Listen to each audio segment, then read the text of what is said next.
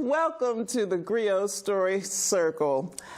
I'm your Griot, Sister Martha Ruff, and this is Women's History Month, a month to remember the women in our country and in the world who have made a difference in our lives.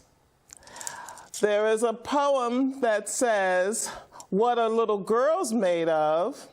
Well, I think you can do that poem and put some reminders of women who are special, women who are heroes to us. And so I put a couple of women in that poem, and I thought it could go like this. What are little girls made of? What are little girls made of? They're made of Harriet's strength, Sojourner's faith,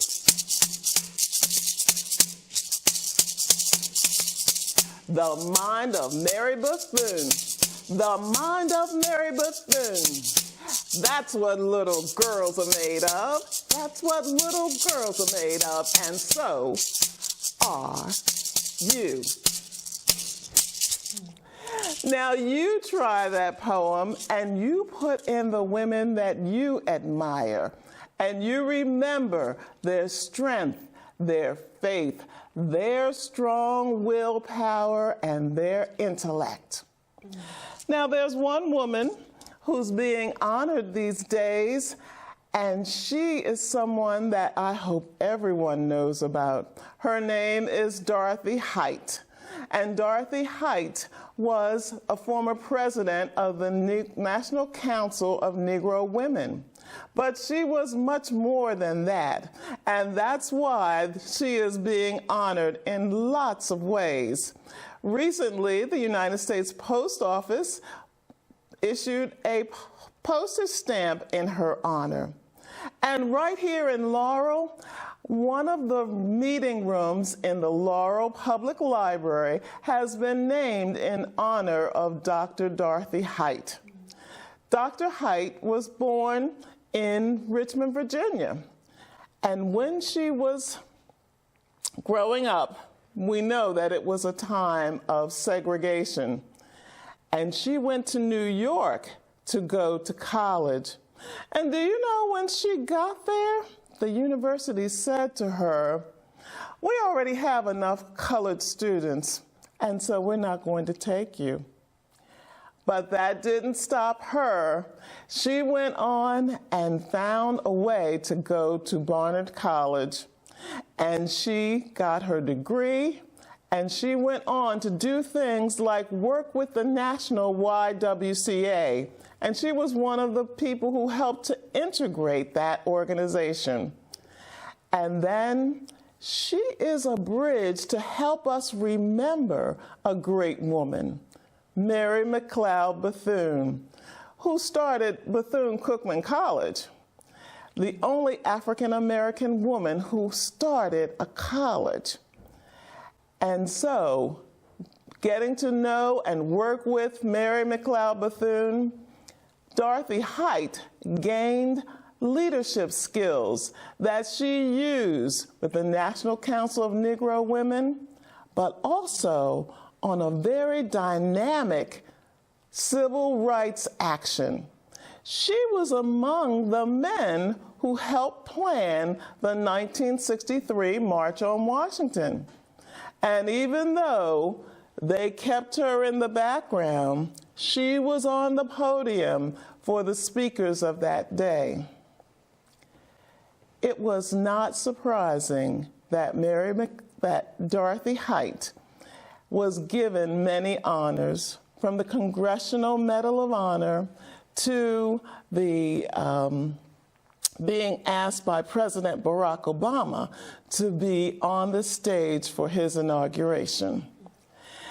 As you go through your day, think about Dorothy Height by either her forever stamps, or Dorothy Height was well known for her hats.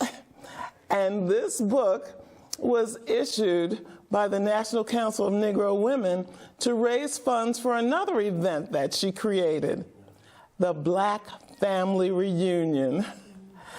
And this cookbook has lots of recipes and stories about Dorothy Height. And so you can read more about her in this collection called the Black Family Dinner Quilt Cookbook. And it has wonderful pictures from quilts as well as recipes and stories. Well, here in Laurel, we have women who make a difference and who are doing things that we all want to know about. And I'd like to welcome one of those women today. Her name is Reverend Leanne Hodges. Welcome to the Griot Story Circle, Reverend Hodges. Thank you for coming today. Thank you, Martha. It's good to be here with you. This is a time when we think about those times when women have had to kind of do something different to be a part of our society. Tell us how you started your life journey. Where did you grow up? I grew up in western Kentucky and southern Indiana, that part of the country.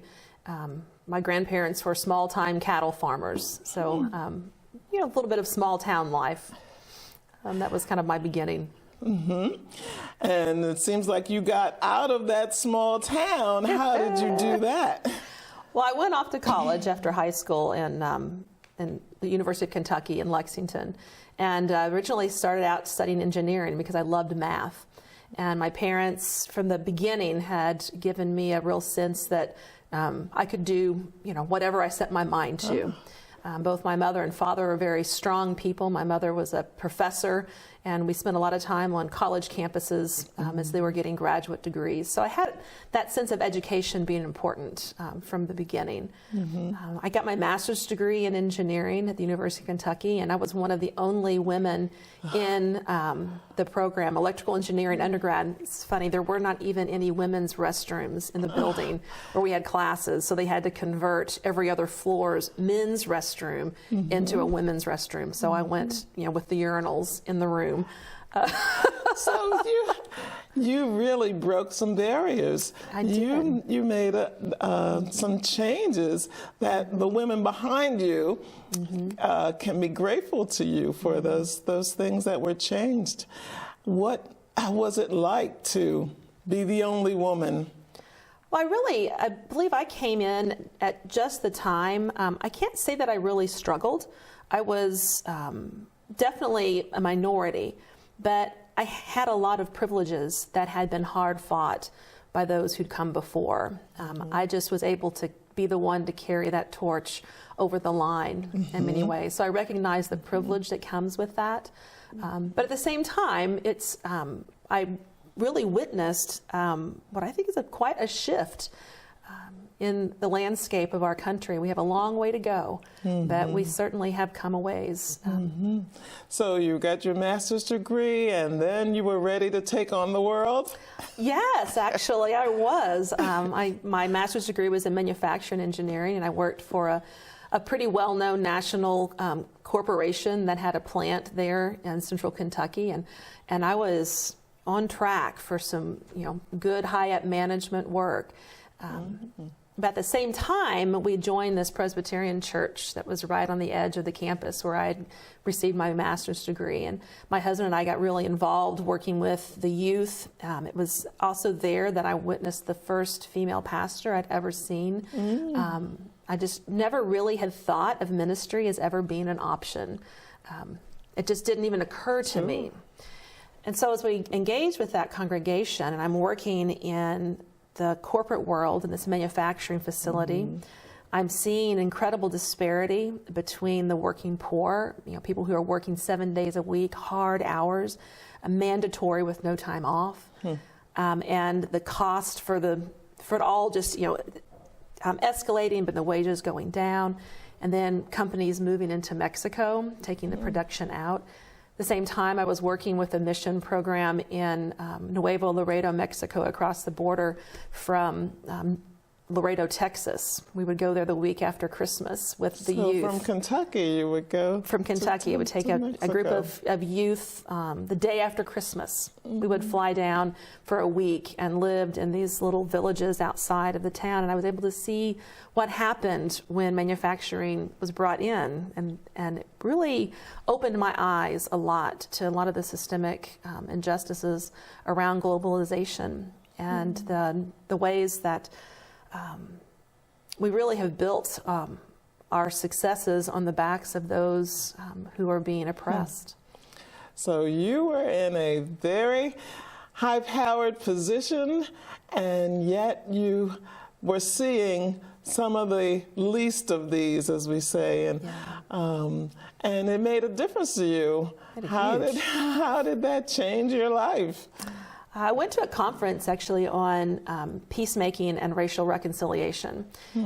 Again, as an engineer, but as with my church, I took some folks down, and that was a very uncomfortable week for me. It really opened me up to a lot of what's happening, not just in another country, but in my own history, and the parts and ways that I am complicit in the violence in our culture. Driving home, I got lost in the mountains of North Carolina because the road was shut. This is before GPS. I didn't have a map. By myself. It sounds very trite. I pulled over in a scenic overlook, just frustrated, and God and I had some words.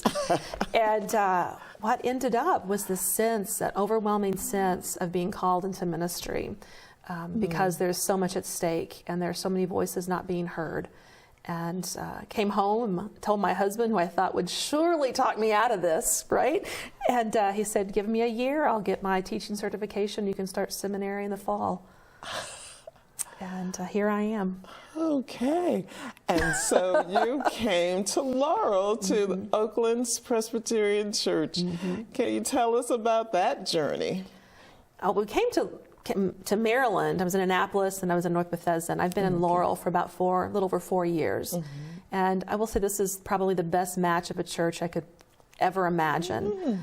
It's diverse. We throw that word around a lot. I like to say it's a church of uncommon diversity because it is diverse. We have LGBTQ people in the congregation. We have people from all over the world. In all abilities. We have a variety of socioeconomic folks. The thing about Oakland's that I can't take credit for, this was already there, is that they celebrate people for who they are. And that is a beautiful thing to me, to be able to say we don't have to agree.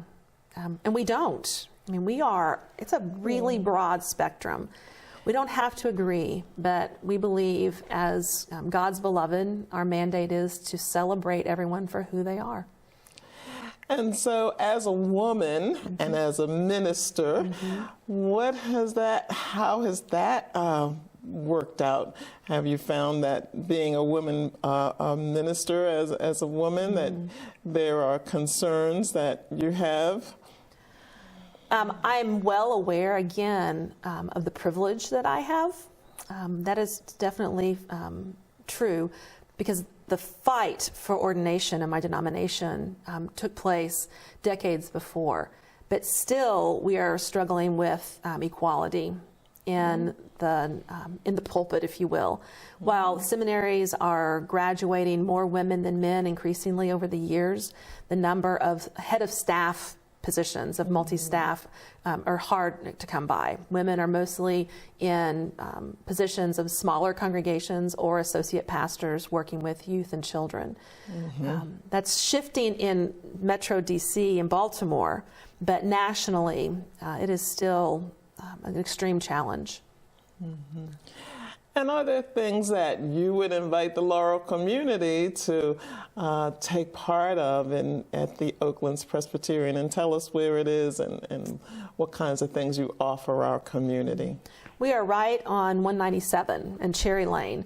You may know us as the church that had the rainbow-colored T-shirts out last summer after the Orlando shootings. What's we've been at a time of redevelopment, and we're kind of at a point of launching. And what I'm realizing with the congregation is that it's a congregation that has learned what it means to love each other in spite of our differences. So I would say what we have to offer Laurel is, one, we tend to be a voice for those who may not have a voice, but I also really have encouraged us to be a place of fostering true community, which is messy. And requires a lot of intimate work. And so your services are held? We have Sunday mornings, 11 o'clock is our worship. This Sunday we have a brand new music director coming on board, and we're so excited. This has been a long time of discernment. And the goal is to have our music to help us have worship that embodies who we are as a congregation. But 11 o'clock, except the summers, we move to 10, so check our website to know exactly when to come. And there are other things happening in your building that oh my goodness, community Laurel needs to know about. Yeah, we realized early on that we needed to be better stewards of our space, and to have it empty during the week was just not going to be the best use of it. And so we have 4 different congregations that meet in our worship space on a weekend. We have a Seventh-day Adventist congregation on Saturdays that meet and have most of the facility. And then on Sunday mornings, there are 2 Nigerian fellowships that meet in different places while we meet in the sanctuary. So you just never know who's coming in the front door, which church they're going to. But we're all there together. And while we may not agree on doctrine and church structure, we're worshiping the same God. And that's what matters. During the week, it's a buzz with children. The Arco Iris Bilingual Child Care Center opened up, I think, 3.5 years ago. Carolina Reyes, who's Chilean and is just this incredible, fiery woman who has a passion for children and this multi-ethnic, multilingual model. And they have grown from 1 classroom to taking over the entire education wing. And then we have scouts that meet on any given night, and we have a food pantry that functions during the week. And then we have a shelter that we house transitional housing in cooperation with LARS. So we're trying to use our space to the best of our ability. Well, that is really something that I hope all the community will look into, because there's so much going on there. And sometimes we ride past spaces and we might see something like the T-shirt display and wonder, well, what's that all about? And just for you to come and let people know that they're welcome to stop in. Absolutely. And that there are more things than just church going on, but also that they're more than welcome to come and look for a place that they can come and find some spiritual direction. One thing that I enjoyed at Oakland's was your meditation path. What do you call that? Yes, the labyrinth. The labyrinth. Yes, yes. And so even outdoor space you're making use of, and something that is available to the community. Well, I want to thank you for coming and for sharing with us, and just say, is there anything that you want to add to what you shared today? Well, I just, my prayer is always that people find ways to come alive. To quote Howard Thurman, you know, the world does not need, what the world needs is people who've come alive. That's not what the world needs, but what makes you come alive. And if you're looking for a place of worship, and we could be that place, would love to have you. And in terms of sharing the things that are going on in our country that women are standing up for and speaking out about, I'm sure that you will find some discussions, some activities around those things. Oakland Presbyterian at 197 in Cherry Lane is proven to be a space for all of Laurel. And as Leanne has said, for those people who don't have a voice or who want to use their voice in a positive way. Well, we hope that you will enjoy celebrating Women's History Month, that you will learn about women in our country and the things that they have contributed, and that you will join us again next time for the Griot Story Circle.